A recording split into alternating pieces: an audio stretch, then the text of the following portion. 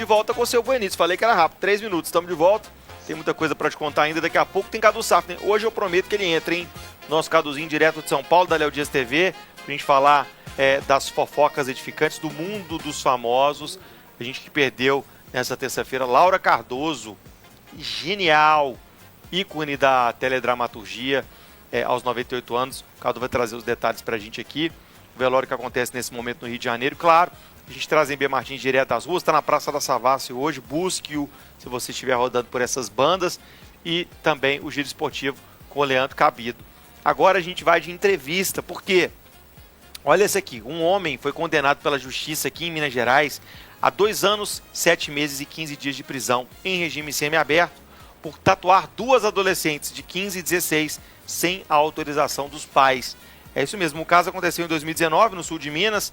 As meninas tatuaram nos antebraços a frase pai e mãe, mas o procedimento foi feito na rua com uma agulha improvisada com mola de isqueiro e tinta usada para tingir roupas sem qualquer condição adequada de higiene. A defesa alegou que as adolescentes haviam consentido com as tatuagens, mas o TJ entendeu que nesse caso a autorização dos pais ou responsáveis era necessária e manteve a condenação por lesão corporal gravíssima. A pena, que inicialmente era de 2 anos e 11 meses, foi reduzida porque a justiça considerou que houve dupla utilização da mesma circunstância para aumentar a punição. Afinal, punição justa ou exagerada? Qual que é a responsabilidade de quem faz esse procedimento? É o que a gente discute agora. Vamos repercutir o caso. A gente traz aqui agora a tatuadora Patrícia Farage. Ô Patrícia, buenos dias, bem-vinda. Bom dia, tudo bem? Tudo bem. Quem também está com a gente é o advogado, criminalista e mestre em Direito Penal pela PUC, o doutor Núbio Mendes Parreiras. Doutor, bem-vindo, buenos dias. Buenos dias, Lucas. Muito obrigado. Vamos começar com o advogado, vamos falar com o doutor Núbio sobre lesão corporal gravíssima. A tipificação desse crime se deve, neste caso, a circunstâncias que, de fato, a meu ver, são gravíssimas mesmo, a agulha improvisada, tinta que não é feita para isso, ou é lesão corporal, qualquer ato de tatuar uma pessoa, um jovem, um menor, sem o consentimento dos pais? Explica pra gente isso. Muito bem, obrigado pela oportunidade, Lucas, primeira vez aqui no programa, né? A bem da verdade, o que nós temos lá no Código Penal e foi considerado, que está no artigo 129, né? Que é a lesão corporal gravíssima, no caso, foi pelo simples fato de ser uma tatuagem. E a questão foi que, a grande questão que foi discutida foi a questão do consentimento, né? Por um lado, o Ministério Público, desde o início, pleiteou que não houve consentimento das meninas, porque elas são menores de idade, e a defesa do tatuador questionou que ele não tinha condições de saber a idade delas, né? Ou seja, ele não tinha condições de saber que elas eram menores de idade. Uma tinha 15 e a outra tinha 16 anos. E pelo fato dele não ter condição de saber da idade dela, ele queria que não fosse considerado crime, que não fosse considerado lesão. O fato de ter sido da forma como foi feita, né? Dos equipamentos que foram utilizados, isso com certeza deve ter sido utilizado na quantidade de pena, na dosimetria da pena, que a gente costuma, que seria um termo técnico, né? Agora, quando não há consentimento, independente se for se for num local adequado para fazer tatuagem, um profissional responsável ou não, desconsiderando, ou melhor dizendo, considerando que não há consentimento, independente da forma, a jurisprudência acaba entendendo que é uma lesão gravíssima, porque é uma marca para sempre na pessoa. Mas a grande questão que está em discussão, que o tribunal manteve, né, é que não houve consentimento. E aí, no caso concreto, né, que a gente deveria avaliar, por exemplo, a condição física das meninas. Se tinha condição de quem está lá, o profissional que estava fazendo a tatuagem, né, se ele tinha condições de avaliar se elas realmente eram menores de idade ou não. Agora, se ele tinha condições de avaliar, isso ficou demonstrado no processo, e ele mesmo assim fez a tatuagem, isso vale para qualquer profissional, independente se está bem estruturado, se tem os equipamentos adequados ou não, a- a- resultaria num crime. Patrícia, Núbio, aqui é a Laura Couto falando com vocês. Obrigada pela participação de vocês aqui no Buenos Dias. A minha pergunta, na verdade, ela é para a Patrícia. Eu queria saber se é comum que os adolescentes busquem esse tipo de serviço no estúdio onde você trabalha, se você já passou por algum tipo de situação parecida, principalmente de adolescente que chega sozinho, né, no estúdio querendo fazer alguma tatuagem. Queria saber primeiro do lado pessoal se você já passou por uma situação como essa e como agir como profissional em momentos assim. Então, pelo que eu saiba, a legislação ela muda a cada estado. Sobre tatuagem, né? Aqui em Minas, o adolescente acima de 16 anos, com a presença, autorização dos pais, ele pode tatuar. Então, a gente exige a presença física do pai, né, ou da mãe, autorização. Todo cliente que chega no estúdio, a gente faz uma ficha, pergunta a idade. E assim, dá para ver, né, se é adolescente, se é mais novo, a gente está sempre de olho nisso. A tatuagem, ela tem uma responsabilidade muito grande, porque é uma coisa que fica para sempre no corpo, né? E existe a legislação, não é à toa, é para proteger mesmo que uma pessoa imatura não cometa uma marca, né, que vai se arrepender depois. Perfeito, a minha pergunta ia justamente para esse caminho também. E aí, Patrícia, tudo jóia? Vou fazer uma pergunta para os dois, mas acho que cada um vai responder dentro da sua esfera. Joga pro Núbio e depois a Patrícia responde. Tá, o Núbio primeiro, depois a Patrícia. Tá. Pro Núbio eu quero perguntar como um tatuador profissional, né, que, assim, eu me arrisco a dizer que não é o caso desse cara que tatuou, porque um tatuador profissional jamais tatuaria na rua com uma agulha improvisada, né? Sim. Você sabe, Lucas, que eu vivi no mundo da tatuagem durante alguns anos, pois minha primeira namorada era uma tatuadora, né? A gente namorou 3 anos, então frequentava muito esses ambientes e conheci muitos tatuadores e a imensa maioria deles, cara, assim, é um controle mais rigoroso do que o hospital, nas pessoas que eu convivi. Então, primeiro, como que um tatuador se protege de situações como essa? E queria perguntar para Patrícia como que ela usualmente se protege ali, para além do que a legislação diz, né? Quais cuidados ela toma para não ser pega de surpresa, porque, cara, adolescentes podem mentir, algumas pessoas aparentam ter mais idade, então eu já fiz tatuagens, por exemplo, que pediram documento, tatuagens que não pediram, claro que a pessoa às vezes já me conhecia e tal, mas como que as pessoas de modo geral precisam se proteger, e para Patrícia como que ela se protege além do que a legislação diz. Doutor Núbio. Muito bem. Obrigado pela pergunta, Fred. Eu acho que foi muito pertinente. E, assim, os cuidados, as cautelas, né, de pedir a documentação, no caso aí, a própria Patrícia já mencionou, né, se realmente for menor de 18 anos, entre 16 e 18 anos, pedir a presença de um pai ou de uma mãe, de um responsável, né, durante o procedimento, para ficar claro aquele consentimento. Seriam os cuidados mais adequados, né? Agora, realmente, é possível, sim, confundir, né? O tatuador, vendo a pessoa assim, imaginar, não, ela tem 18 anos, ou tem mais de 18 anos, e muitas vezes ela tem menos. Guardadas as proporções, só para a gente trazer uma analogia aqui, até para enriquecer um pouco aí, o debate, até para os nossos ouvintes, isso é muito comum naquilo que a gente chama de estupro de vulnerável. Ter relação sexual com menor de 14 anos é uma relação sexual ilícita. Presume-se que não há consentimento se a pessoa tem menor de 14 anos. Só que acontece muitas vezes da jovem aparentar ter muito mais. Às vezes uma jovem de 13 anos pode aparentar ter até mais do que 18. Não só mais do que 14, mas mais do que 18.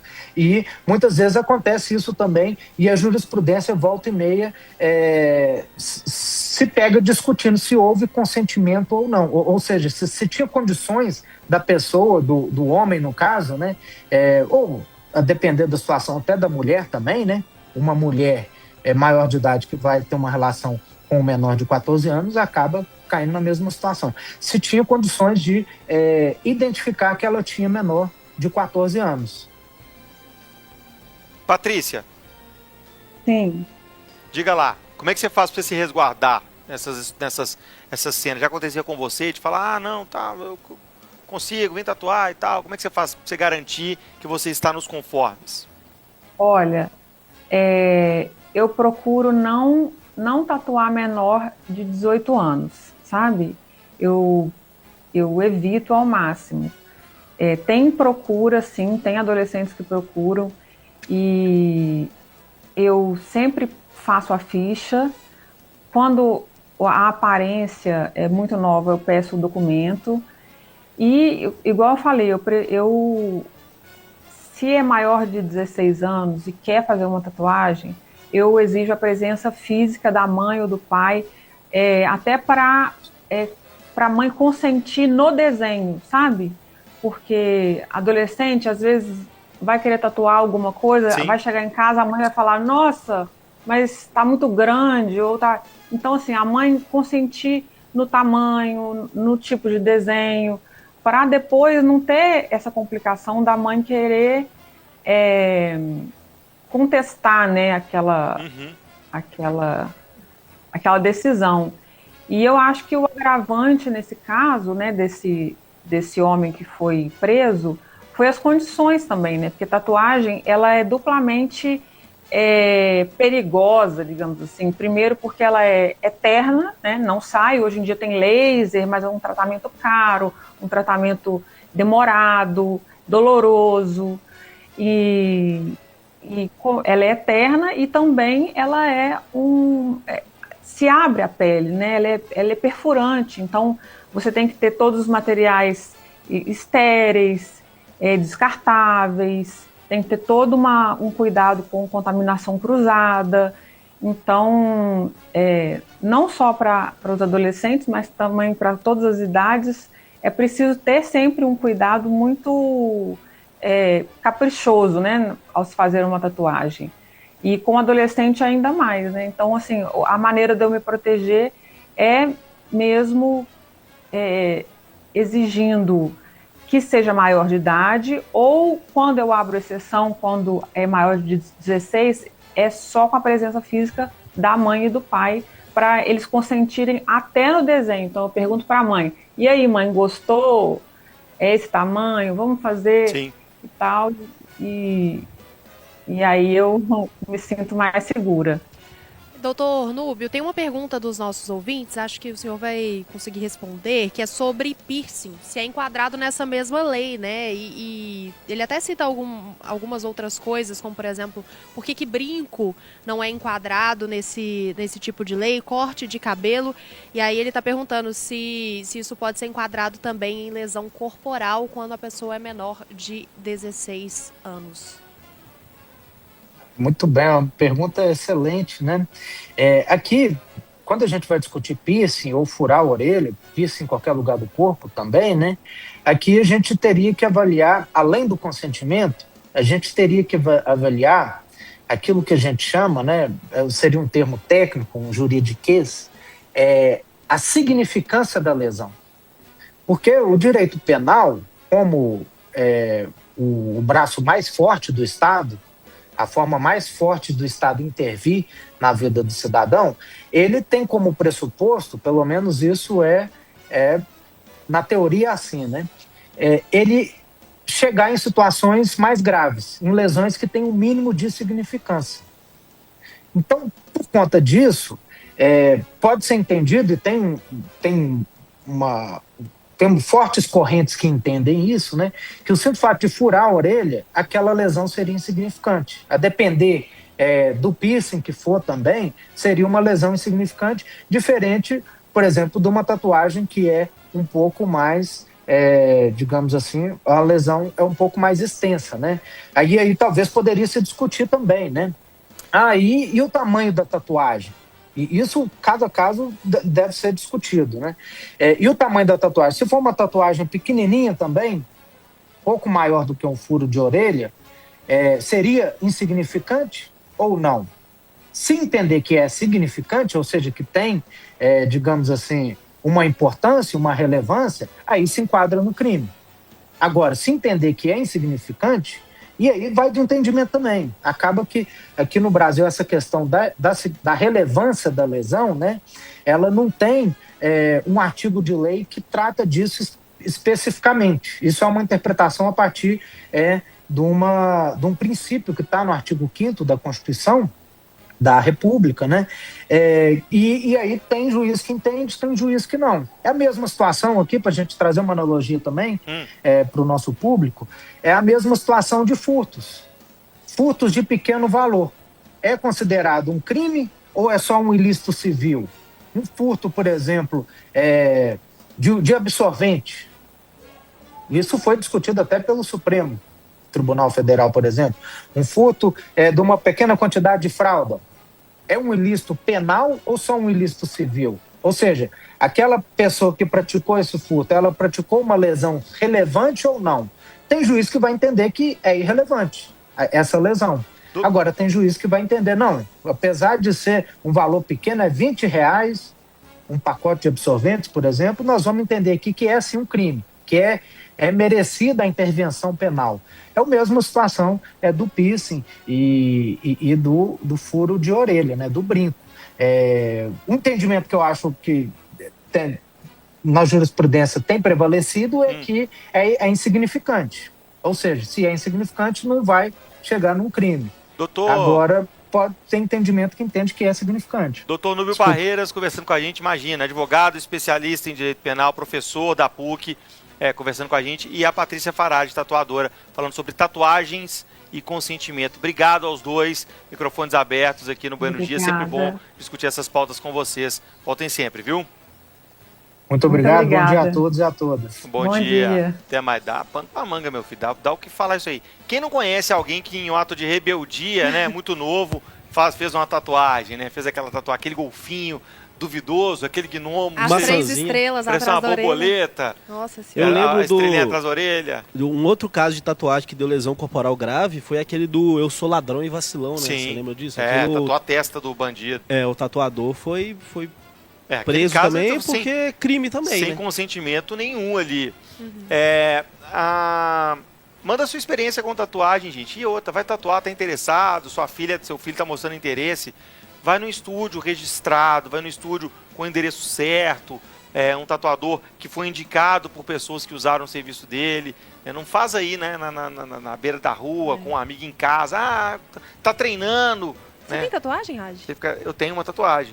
Tem pequenininha. Vai ter que mostrar. Não, obrigada, não precisa não. Você tatuou com quantos anos, Gabriel? A primeira tatuagem eu fiz com 19, eu acho. Então o bom é que esse tatuador aí, como ele gosta do método tatuagem de cadeia, agora ele vai ter muitos clientes. Vai ter cliente pra caramba na cadeia. Nossa senhora. Vai fazer semi-aberto, né? Então, às vezes na cadeia, às vezes menor. Às vezes sim, às vezes não. Vamos pro rápido intervalo, você que participando, interagindo com a gente, vem no YouTube, vem no WhatsApp. Na volta do break, o nosso querido Cadu Safner. Tô com saudade dele, é o Dias TV. Vamos falar de Laura Cardoso, que nos deixou nessa terça-feira. Aguenta aí, 3 minutos, pela Autocar.